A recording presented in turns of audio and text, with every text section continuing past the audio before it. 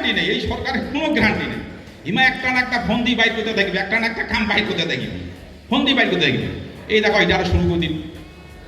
আরে ভাই তুই যদি এতই কহ যে হ্যাঁ 2-4টা লোক যদি বাংলাদেশ থেকে কোনো মুসলমান আসে, এটা গুপ্তচর নয়।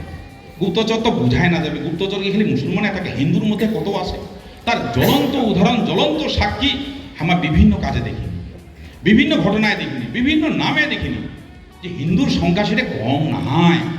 আজি নাথুরামগড় কাক মারিছে? কোনো মুসলমান মারিছে? আমার গান্ধীজি নাথুরামগড়। কি করে পদ অবরোধ করলো? তার সঙ্গে দেখলাম বিজেপির কয়েকটা নেতৃত্ব এখানে সামিল।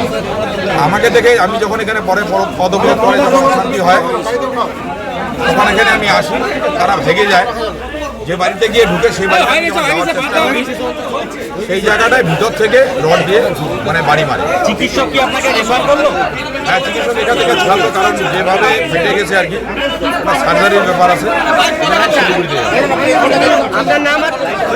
আমি বক্তব্যের মধ্যে বলে দিলাম যে আমার কোনো সময় মনে হয় যে আমি মহাভারতের সেই কর্ণ,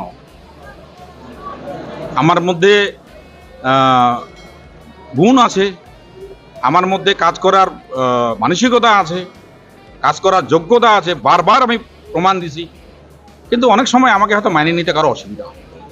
জেলা সভানেত্রী তাই মানে আজকে উনিও দেখা যাচ্ছে। না, উনি আমার সঙ্গে কথা বলছেন, উনি আমার সঙ্গে সব ব্যাপারে কথা বলছেন।